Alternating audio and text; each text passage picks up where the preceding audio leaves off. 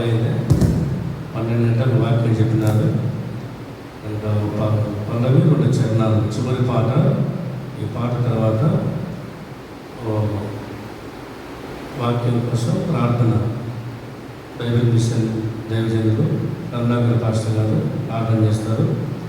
తర్వాత యాడికలో పరిచయం చేస్తున్నారు అయ్యగారు దేవరామయ్య గారు మనకు దేవుని వాక్యాన్ని అందిస్తారు. సియోనులో స్థిరమైన పునాది పాట. సియోనులో స్థిరమైన పునాది. స్టార్ట్ పెట్టింది కబలా పెట్టేసి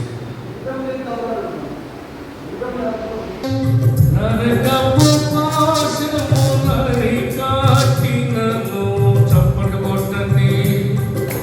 నా శత్రువులు నన్ను చూపినను నరకపు పాశములని కాపినను వరదవలే భక్తిహీనులు కోరిన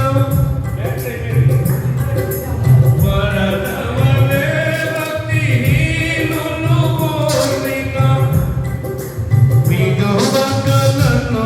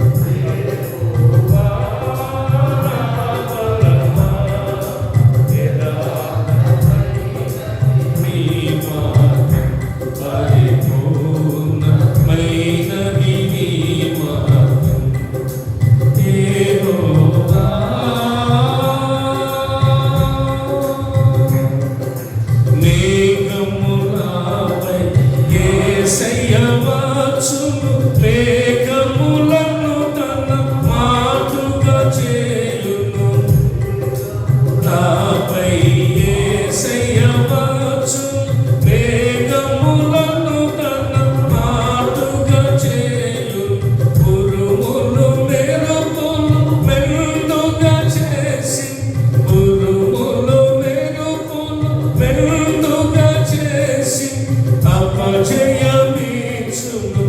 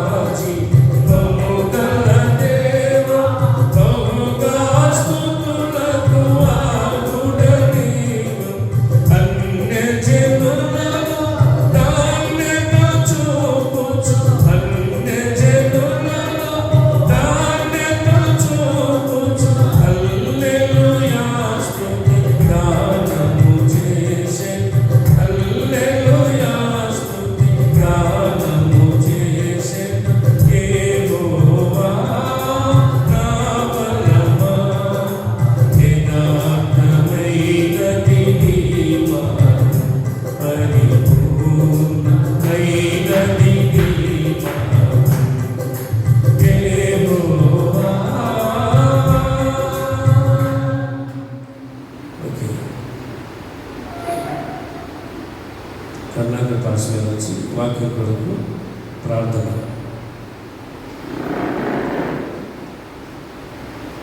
కళ్ళు మూసుకొని ప్రార్థన చేసుకుందాం. మహాపరిశుద్ధుడైన తండ్రి, మహాగణుడైన మా ప్రభువా, మహోపకారమైన మా దేవా, నీకు వందనాలు, స్తుతులు, స్తోత్రములు చెల్లిస్తూ ఉన్నాము నాయనా. గడచిన కాలమంతటిలో నీ కృపను, క్షేమమును, కాపుదలను మా అందరికీ అనుగ్రహించి ఈ రీతిగా మేమందరము ప్రభువా తాడిపత్రి క్రైస్తవ సంఘముల సహవాసములోనికి చేరి వచ్చి నిన్ను స్తుతించుటకు, ఆరాధించుటకు, ఈ రీతిగా తండ్రి సహోదరులముగా ఐక్యత కలిగి ఉండటకు నువ్వు చూపిన కృపను బట్టి నీకు స్తోత్రములు చెల్లిస్తూ ఉన్నా, వందనములు చెల్లిస్తూ ఉన్నాము నాయనా. ఈ ప్రాముఖ్యమైనటువంటి సమయమున నీ దాసుడు నిలబడి మాట్లాడుచు ఉండగా నీ దాసుని నోటికి నీ నోటిని తోడుగా ఉంచుకొని మా అందరికీ అవసరమైనటువంటి ఇదిగో బలమైనటువంటి వర్తమానమును నీ దాసుని మరుగు చేసుకుని వినిపించమని ప్రార్థిస్తూ ఉన్నాము నాయనా. నీకు వందనాలు, స్తోత్రాలు.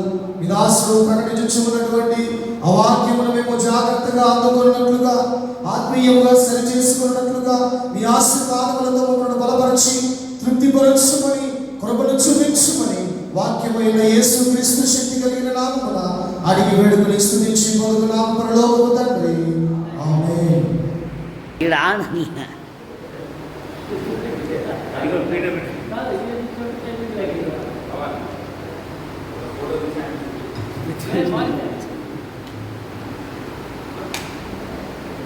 మొన్ననే హిందూపురంలో మెయిన్ చర్చిలో వాక్యం చెప్తూ అది ఆన్లో ఉంది, సిస్టర్కి అప్పచెప్పిన సార్ ఒకే సార్ అన్నాడు. దాదాపు ఒక 800 మంది వచ్చింటారు. వాక్యం చెప్పినాక చూస్తే రెడ్డిలోనే ఉంది. అది ఉదయం ఏమైనా ఇంత పని చేసినా ఉంటే ఇట్లే సార్ అంటున్నాడు, మరి దాన్ని ఆన్ చేయాలి కదరా అని చెప్పేసి. కనుక చిన్న చిన్నవి చాలా జాగ్రత్తగా ఉండాలి. మొదటి కొరింథీ పత్రిక 15వ అధ్యాయము 15వ అధ్యాయము 58వ వచనం. కాగా నా ప్రియ సహోదరులారా, మీ ప్రయాసము ప్రభునందు వ్యర్థము కాదని ఎరిగి స్థిరులను కదలని వారును ప్రభు కార్యాభివృద్ధి యందు ఎప్పటికీ ఆసక్తులై ఉండుడి. మీ అందరికీ ప్రభువైన యేసుక్రీస్తు నామములో వందనములు. దేవుని మహాకృపను బట్టి 4 నెలలు దేవుడు కాపాడి 5వ నెల బహుమానంగా ఇచ్చి తాడపత్రి పాస్టర్ అసోసియేషన్ మరి ఈ కార్యక్రమాలు చక్కగా కొనసాగుతున్న విధానాన్ని బట్టి ప్రభుని స్తుతిస్తూ, నాకు ఇచ్చిన అవకాశాన్ని బట్టి నేను ఎంతగానో ప్రభుని స్తుతిస్తున్నాను. ఏమంటున్నాడు పౌలు గారు?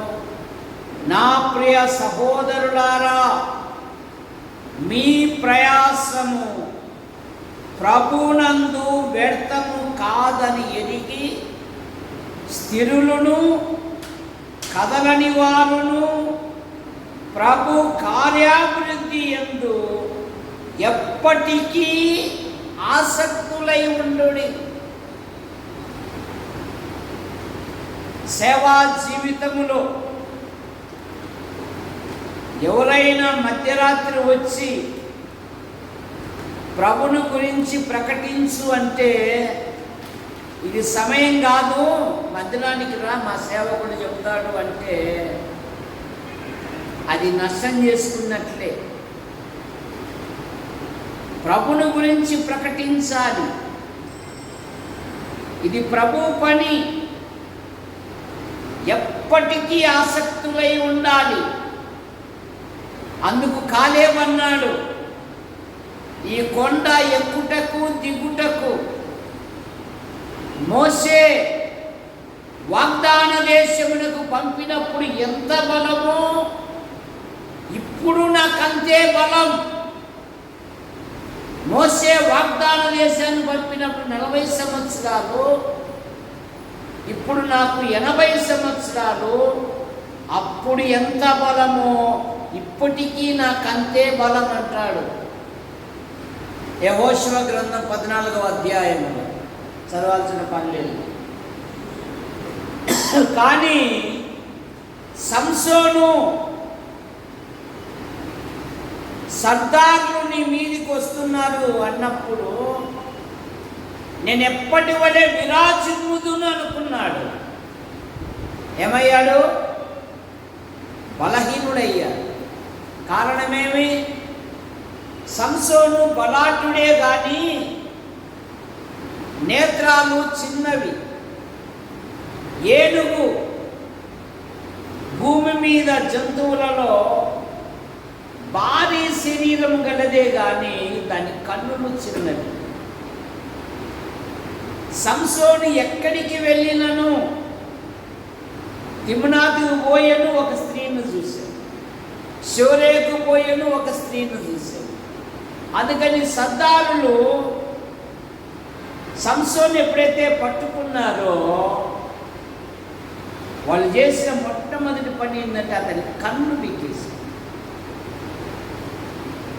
అభిషాలోము అందగాడే కానీ హృదయములో దుర్గుణాలు ఉన్నాయి. అందుకని యోయాబు వాని గురి చూసి అమ్ముతో చీల్చిపడేసినాడు. జాగ్రత్త. మీ ప్రయాసము ప్రభునందు ఎప్పటికీ వ్యర్థము కాదని ఎరిగి స్థిరులను కదలని వారును ప్రభు కార్యాభివృద్ధి కొరకు విశ్వాసి లేదా సహోదరుడు ఆసక్తిగా ఉండాలి. దేనిలో ప్రయాస? మొదటి మాట ఫిలిప్పు పత్రిక 4వ అధ్యాయం 3వ వచనం. ఫిలిప్పీలకు రాసిన పత్రిక 4వ అధ్యాయం 3వ వచనం. అవును, నిజమైన సహకారి ఆ స్త్రీలు గణితులను నా ఇతర సహకారులతోనూ సువార్త పనిలో నాతో కూడా ప్రయాసపడిన వారు, సువార్త పనిలో నాతో కూడా ప్రయాసపడిన సువార్తను ప్రకటించుటకు విశ్వాసి సిద్ధముగా ఉండాలి. సహోదరులు సిద్ధముగా ఉండాలి. అందుకే పౌలు గారు అంటారు రోమాపత్రిక 1వ అధ్యాయం 16వ వచనములో, నా వలనైనంత మట్టుకు రోమాలోని మీకు సువార్తను ప్రకటించుటకు నేను సిద్ధముగా ఉన్నాను. ఇప్పుడు ఎక్కడ చూసినా సమస్యలు వచ్చేస్తున్నాయి. అందుకని తెలివితో మనం సువార్తను ప్రకటించుటకు సిద్ధముగా ఉండాలి. నిర్లక్ష్యం చేయకూడదు. ఇశ్రాయేలీలు చెరలో ఉన్నప్పుడు వారు పాటలు పాడమన్నారు. వాళ్ళు అంటున్నారు, మా సాధనములు నిరవంజి చెట్లకు కట్టాము అంటున్నారు. సువార్త కొరకు ప్రయాసపడడం లేదు, ప్రజల యొద్దకు వెళ్ళడం లేదు, ప్రభుని గురించి ప్రకటించలేదు. ఒక గొప్ప దైవజనుడు రాబోతున్నాడు, మీకు అన్ని ఆశీర్వాదాలే, ప్రేమతో కూడిన భోజనం సిద్ధంగా ఉంది, రండి. మనం వెళ్ళడం లేదు. మన ప్రభు అయిన యేసుక్రీస్తు వారు మత్తయి సువార్త 4వ అధ్యాయం 23వ వచనం. 4:23 మత్తయి సువార్త. యేసు వారి సమాజ మందిరములలో బోధించుచు రాజ్యము కూర్చిన సువార్తను ప్రకటించుచు వ్యాధి రోగమును స్వస్థపరచుచు ఆయన సంచరించుచుండెను. సమరయ స్త్రీ తన పాపపు కుండను ప్రభు పాదాల దగ్గర వదిలిపెట్టి ఆ ఊరిలోని సమరయులకి దగ్గరికి వెళ్ళి, ఈయన లోకరక్షకుడు కాడా? ఆ స్త్రీ మాటను బట్టి ఆ ఊరిలోని సమరయులు అనేకులు ఆయన యందు విశ్వాసముంచిరి.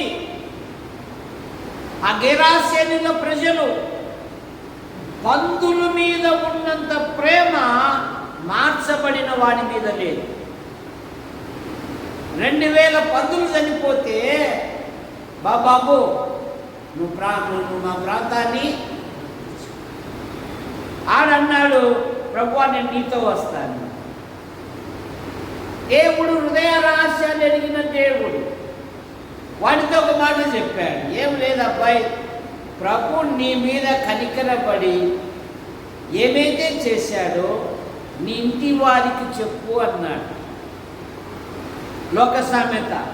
సార్ నేను స్కూల్లో పనిచేసేటప్పుడు, సార్ వీడు పంతలో పెడితే పొయ్యిలో లేస్తాడు సార్, పొయ్యిలో పెడితే పంతలో లేస్తాడు సార్ అన్నట్టుగా వీడు 10 పట్టణములకు ప్రకటించాడంట. దెకపోలి అనగా 10 పట్టణముల సముదాయము. అమెరికా సంయుక్త రాష్ట్రములు, జంట నగరములు. వాడి ఇంటికి చెప్పమంటే ఎంతమంది చెప్పాడంట? 10 పట్టణాలకు చెప్పాడు. మన మార్పును బట్టి, మన సాక్ష్య విధానాన్ని బట్టి ఐనేయ ఎప్పుడైతే బాగుపడ్డాడో 2 పట్టణ ప్రజలు అతన్ని చూసి దేవుని తట్టు తిరిగారంట. అపోస్తుల కార్యాలు 9వ అధ్యాయము 35వ వచనం చదవండి. అపోస్తుల కార్యాలు 9:35.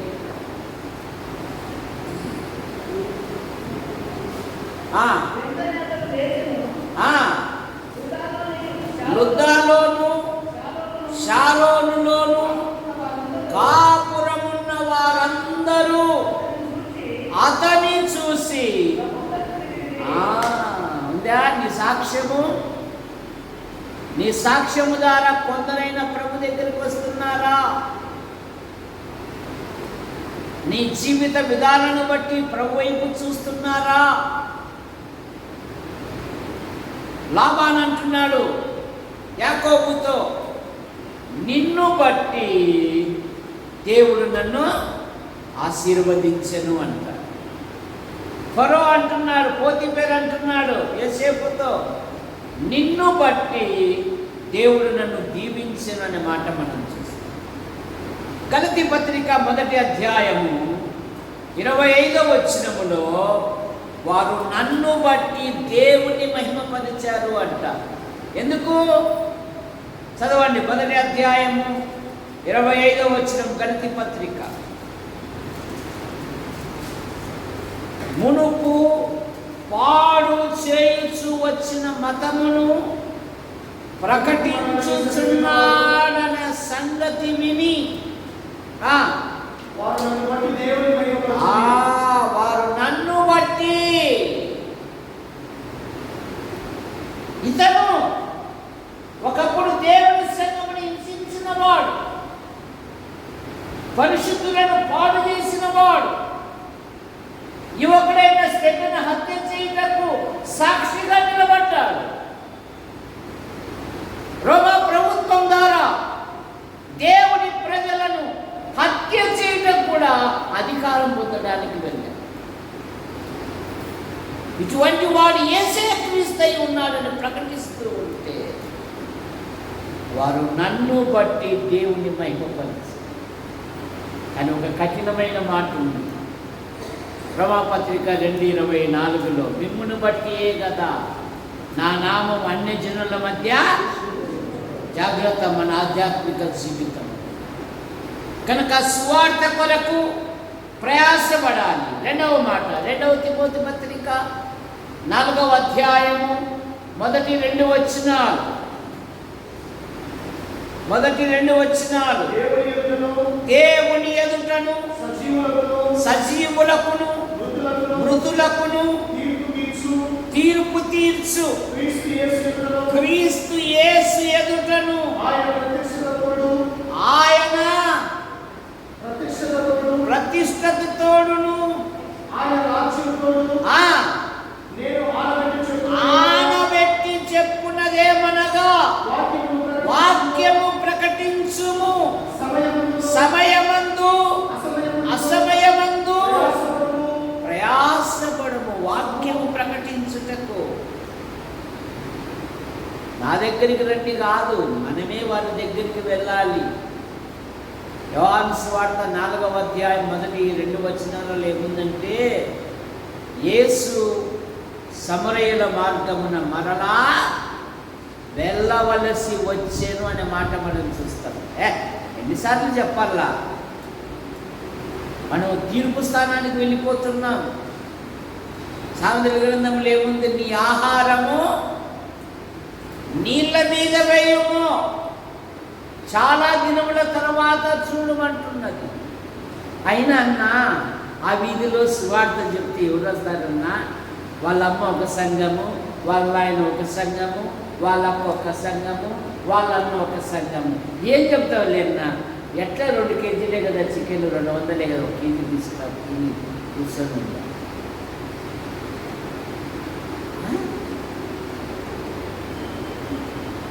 తీర్పు స్థానానికి వచ్చేసావు. నువ్వు ప్రకటించు అన్నాడు ఆయన.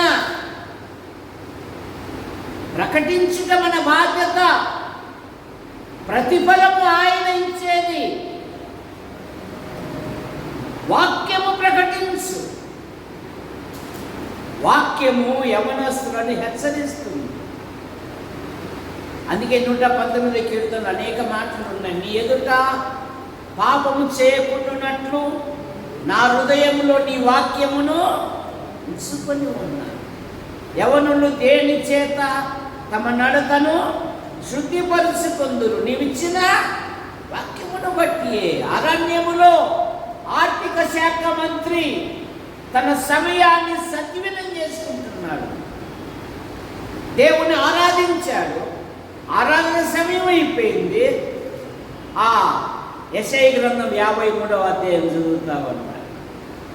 పట్టణంలో ఫిలిప్పు ఉన్నాడు. ఆత్మదేవుడు నువ్వు అరణ్యంలో రథాన్ని కలుసుకో అన్నాడు.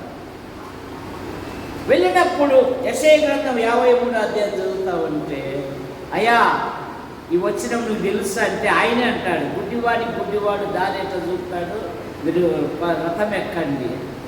అదేముందంటే ఆ లేఖనమును బట్టి అతనికి సువార్త ప్రకటించగా, బాప్తిసం తీసుకుంటావా సత్సావా అంటే ప్రసన్న గారు ఏమన్నారు? తీసుకుంటావా సత్సావా ఏమన్నాడు? ఆర్థిక శాఖ మంత్రి అన్నాడు, ఏమండి ఇక్కడ నీళ్ళు ఉన్నాయి కదా, మరి నాకేమన్నా ఆటంకమా అన్నాడు. అయ్యో లేదండి, మీరు సిద్ధపడితే ఇవ్వడమే. సంతోషంతో ఇంటికి వెళ్ళాడు ఫిలిప్పు తన పట్టణానికి. ప్రకటించు వాక్యము, ఉన్నది ఉన్నట్లుగా ప్రకటించు. ప్రకటించుటకు ప్రయాసపడు, బహుధైర్యముగా ప్రకటించు అంటుంది బైబిల్. యెషయా గ్రంథం 40వ అధ్యాయం 9వ వచనం.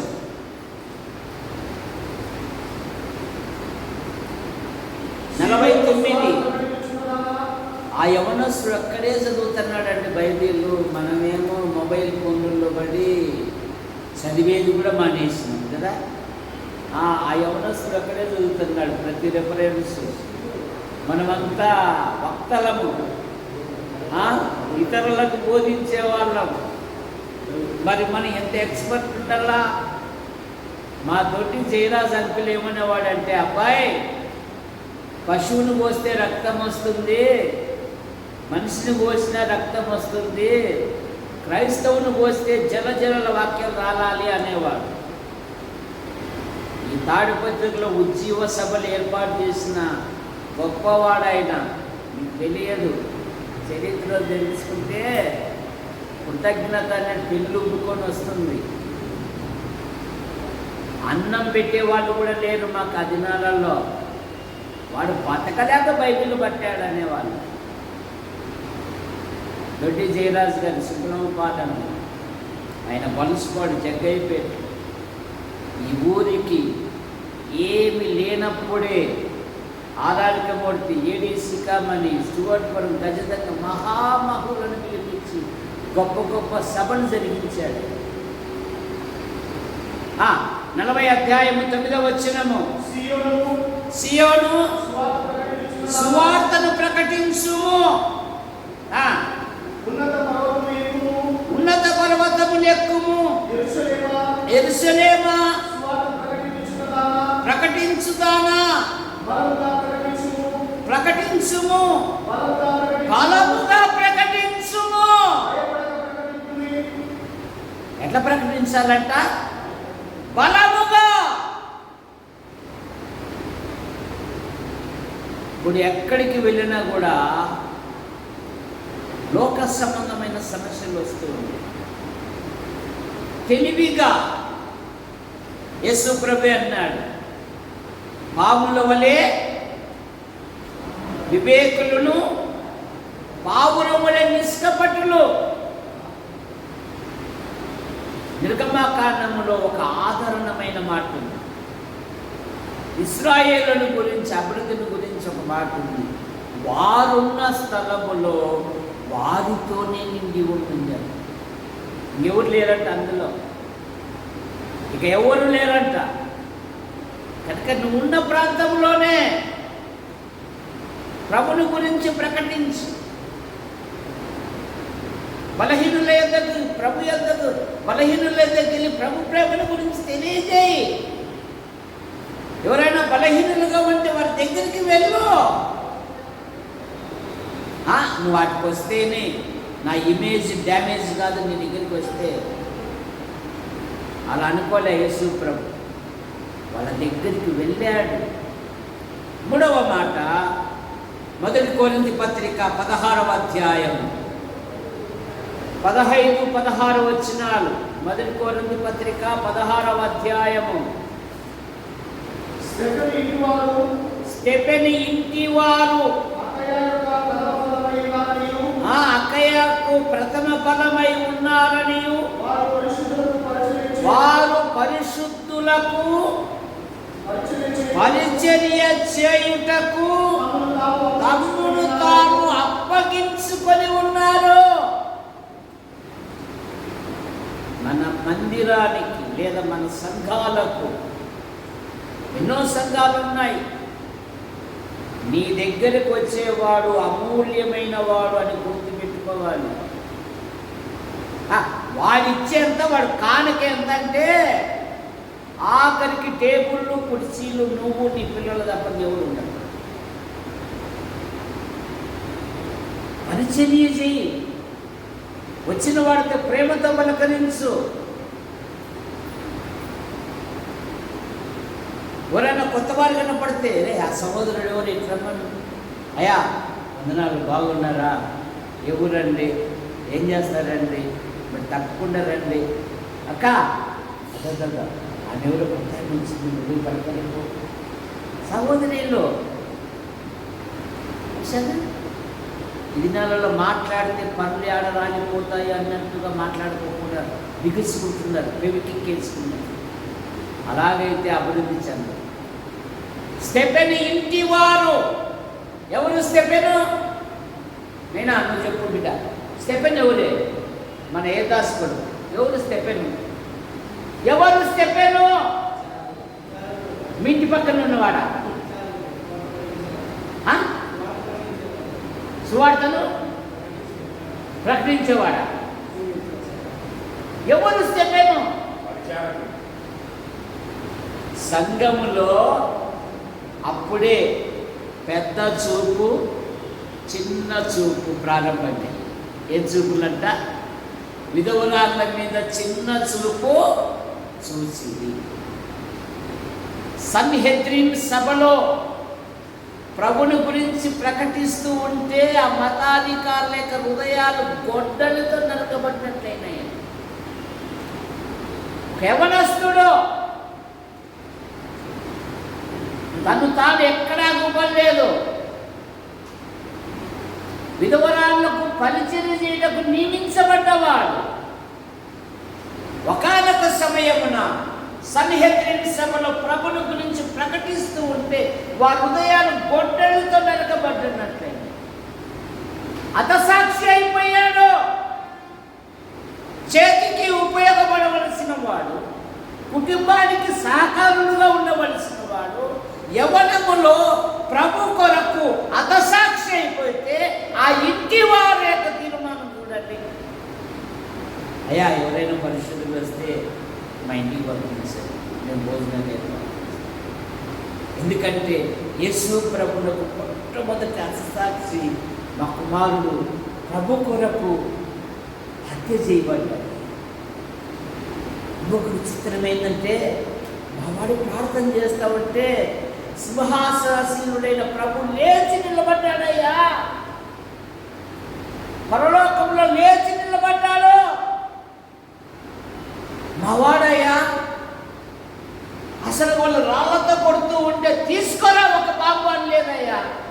యేసు ప్రభువా, ఈ దోషపు వారి మీద మోపకు అని ప్రార్థన చేశాడయ్యా. మా ఎవరు నాకు మక్కలు అయా, సంఘంలో ఎవరైనా వస్తే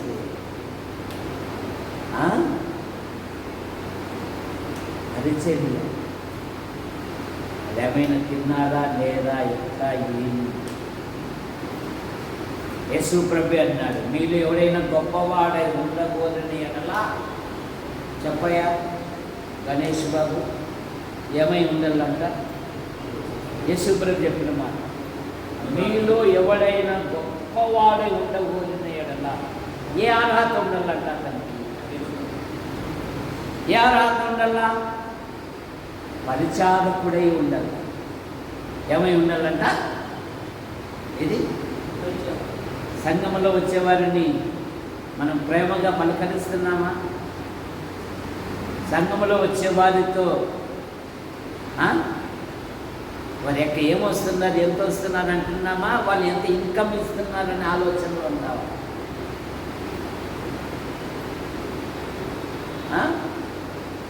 నేనేం చెప్తానంటే, మా సంఘంలో నీకు ఇచ్చే కానుక నీ పక్కోని కూడా చెప్పాకు. ఎందుకంటే వాడు ఆ స్థాయి లేకపోవచ్చు. ఓపా, నువ్వు 2000 ఇచ్చి నేను రూపాయలు 100 రూపాయలు వద్దులే పంపో సంఘానికి పోతాను కదా. కాబట్టి నాకు వాడు కావాలి, నీ సంపాదన కాదు ముఖ్యం. ఇప్పుడు పేపర్లలో ఎప్పుడు కొట్లాటలు ఎందుకు? కానుకల మీదనే కదా వార్తలు, మనుషుల మీద కాదు.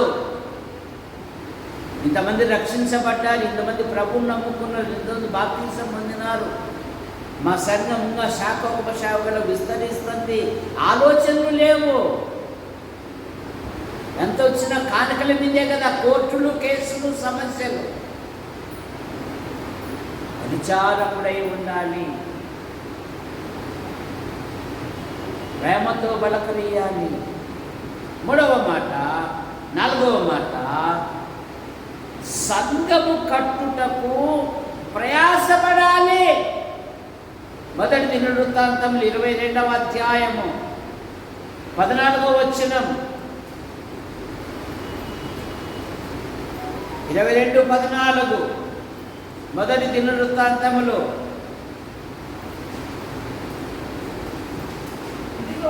ఇదిగో నా కష్ట స్థితిలో ప్రయాసపడి యెహోవా మందిరము కొరకు, నా కష్ట స్థితిలో మందిర నిర్మాణము కొరకు, సంఘ వృద్ధి కొరకు,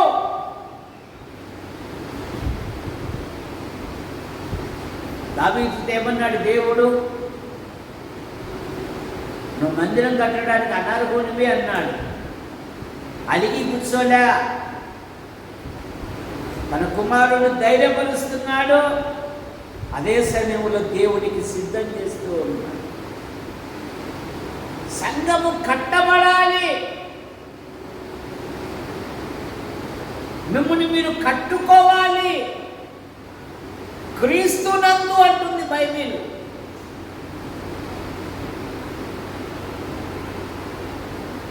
కట్టుకోవాలి, వదిలిపెట్టకూడదు. ఏదో పండగలకు బొబ్బాలకు ఉత్సాహాలు చూపినట్లుగా ప్రత్యేకమైన కార్యక్రమానికి ఉత్సాహాలు చూపి మిగిలిన సమయం అంతా లోకంతో గడపకూడదు.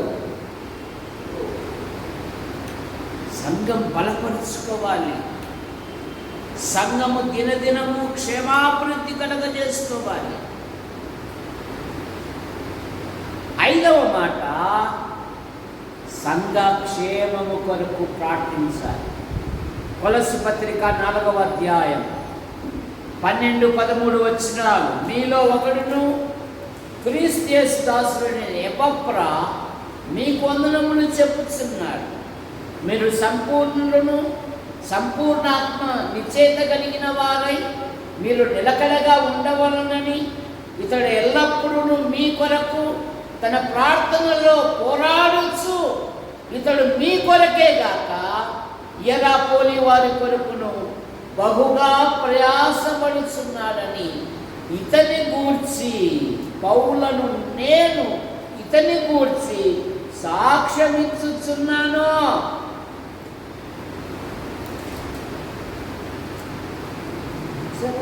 నాలుగు పలావులు పెట్టినంత మాత్రాన సంఘం వృద్ధి అవుతారు అనుకుంటున్నావేమో. అది వృద్ధి కాదు, అది భోజన ప్రియుల పండగలు. అవి వాక్యము సంఘము కొరకు ప్రార్థించాలి. సమూయేలు ఏమన్నాడు తెలుసా? నేను మీ కొరకు ప్రార్థన చేయకపోతే దేవుని దృష్టిలో నేను వేషధారణగుదును అన్నాడండి. 99:6 ఏముందో తెలుసా?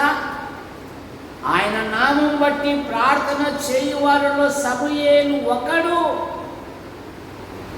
అనే మాట మనం చూస్తాం. అది చిన్నదైనా ఆ నలుగురే కానీ ఆ నలుగుర క్షేమం కొరకు ప్రార్థన చేయి. దేవా దేవా దేవా నీ కృపను దయచేసి సంఘం విస్తరించినట్లుగా నీ కృపను అనుగ్రహించు. మాటలు పక్కన పాడాయి. నెలకొకసారి నీ దగ్గరకు వచ్చే ప్రతి కుటుంబాన్ని దర్శించు. నేను నెలలో ఆంధ్ర తెలంగాణ తిరిగినను నెలలో 2 రోజులు సంఘానికి వచ్చే ప్రతి ఇంటికి ప్రార్థన చేస్తాను. బయట ఎంత సేవ అన్నా కూడా నిన్న వారమంతా దాదాపు ఒక వారమంతా మండు టెండర్లు రేపల్లి, తెనాలి, నర్సరావుపేట, జగ్గయ్యపేట, విజయవాడ, పెనుమాక చక్కని కోరికలు జరిగినాయి. అయినా గృహాలు దర్శిస్తాం. మనం వెళ్ళాలా వాళ్ళ దగ్గరికి, వాళ్ళ అవసరాలు అడగల్లా,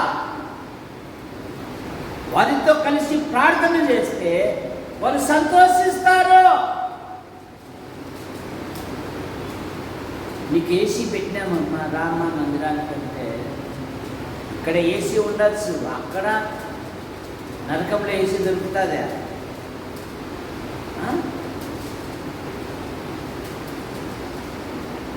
దగ్గరికి వెళ్ళాల, మనం వాళ్ళతో కూర్చోవల్ల. వాళ్ళు ఏమి తింటే అదే తినాల, మనం కోరికలు కోరకూడదు. మాకు ఈ పడదక్క, ఓయ్ అమ్మ ఆ అమ్మ అంట స్టోర్ బియ్యమే తినదంట, అట్లయితే ఎందుకు అమ్మ దగ్గరికి ఇంకో దగ్గరికి పోదాంపా అంట. వాళ్ళతో ఏమున్నా వాళ్ళు ఏం పెట్టినా అదే తిని ప్రార్థించిరా. ప్రయాసపడు, ఇతడు ఎల్లప్పుడూ మీ కొరకు తన ప్రార్థనలో పోరాడుచున్నాడు. 6వ మాట, మొదటి కొరింథీ పత్రిక 14వ అధ్యాయము 1వ వచనం. ప్రేమ కలిగి ఉండుటకు ప్రయాసపడుము. దేనికి ప్రయాసపడాలంట? ప్రేమ కలిగి ఉండుటకు. నువ్వు వారి దగ్గర పోయినప్పుడు మన గొప్పతనం ఏమాత్రం చూపకూడదు. నేను నర్సరావుపేటలో పెళ్లి చేసుకున్నాను. నా భార్యతో ఉంటే మాట్లాడు. మనం కుమారి ఎవరైనా ఆహ్వానిస్తే బెడ్రూమ్లో కూర్చోబెట్టిన అక్కడ కూర్చోబాగు.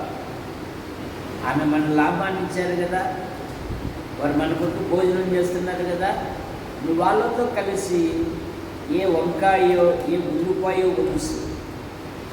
ఒలిస్తే అక్క ఎంత మంచిదిరా, మాతో పాటు వచ్చి దైవజనులు అనే పదమే లేకపోకుండా మాతో కలిసి, అక్క ఎప్పుడు వచ్చినా మాకు ఇబ్బంది లేదమ్మా, మాతో కలిసి ఉంటుంది. నేను దైవజనురాలను.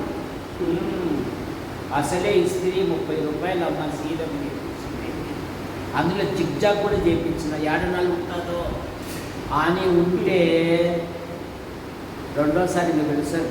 ఎవరిని ఉంటే ఇంకా వాళ్ళ ఇంట్లో పిలుచుకొని వస్తున్నావు కదా, అట్లాగే పనిలో పని ఉంటాయి కదా. ఏంటి అవి సైకిల్ కుష్క పట్టుకొని రా, అట్లా పెట్టేస్తాంలే అంటారు. ఏమంటారు? అయ్యగారితో ముందే చెప్తారు, కుష్క తీసుకొని రా, అట్లా పడేస్తాంలే. జాగ్రత్త. ప్రేమ కలిగి ఉండటకు ప్రయాసపడు. ఒకరినొకడుగా హెచ్చించుకో, ఒకరినొకడుగా గణపరుచుకో, ఒకని కంటే ఒకడు గనుడుగా ఎంచుకో. అప్పుడే సంఘం వృద్ధి అవుతుంది. కానీ ఇవన్నీ మానేసి చాలామంది ఈ పనిలో ఉన్నారు. ఏ పనిలో? ఇర్మీయా గ్రంథం 9వ అధ్యాయము 5వ వచనం.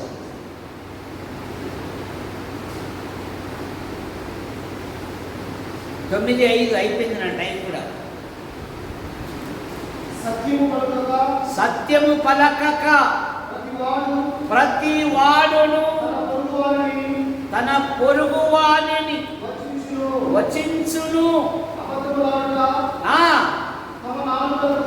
అభ్యాసం చేసుకొందురు, తప్పులు పట్టవలనని ప్రయాసపడుదురు. దీని లేకొచ్చేసారంటే ఈ మానేసి, మానేసి సువార్త ప్రకటన మానేసి, వాక్యం చెప్పుట మానేసి, పరిచర్యలో ప్రయాసపడటం మానేసి, సత్యం కట్టుటలో ప్రయాసపడటం మానేసి, ప్రార్థించుటలో మానేసి, ప్రేమ కలిగి ఉండటకు మానేసి, ఎదుటివారిని తప్పులు పట్టుటకు 24 గంటలు సమయం ఉపయోగిస్తుంది.